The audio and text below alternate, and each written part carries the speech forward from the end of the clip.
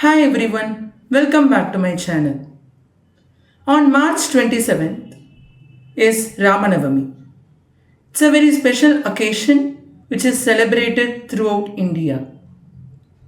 On this day, Lord Rama was born to King Dasharatha and Kausalya Devi in Ayodhya. The song which I am going to sing today is a very beautiful song composed by Sri Tyagaraja. The name of the song is Sujana Jeevana Rama.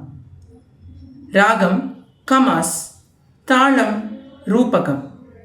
Let's begin.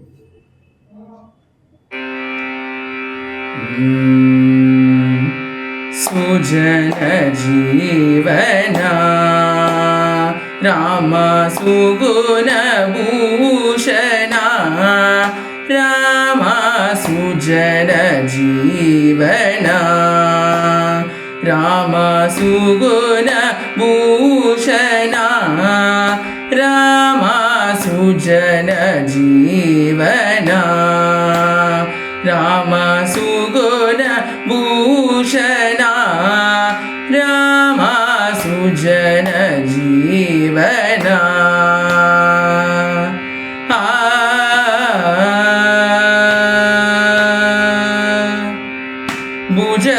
Bhujagabhushana Asridi Budhajanavana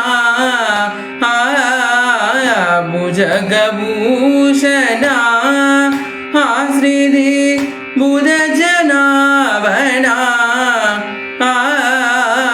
Bhujagabhushana Asridi Budhajanavana Rama Bhujagabhushana Asridi Budhajanavana Rama Asabantir Dire Chandana Dasadurangama Rama Asabantir Dire Chandana Dasadurangama Rama Sujana Jeevana Rama Suguna Bhushana Rama Sujana Jeevana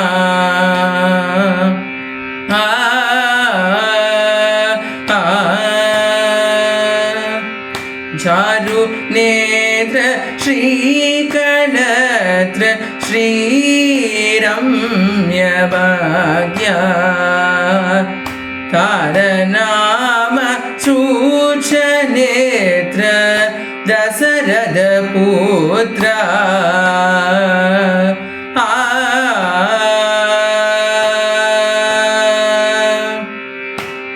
Tarakati Panana Dharma Balaka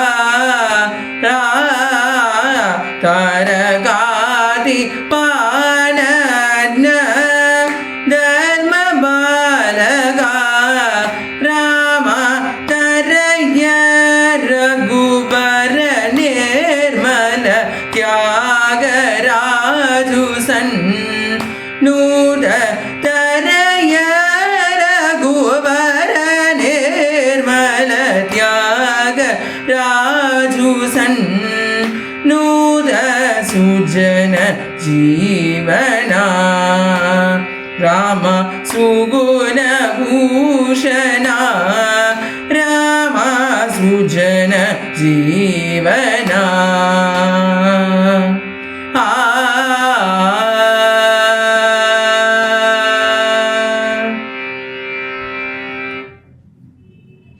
Thank you for watching. Do like, share and subscribe to my channel. You can also follow me on Instagram and Facebook page. See you on next Sunday with more tunes.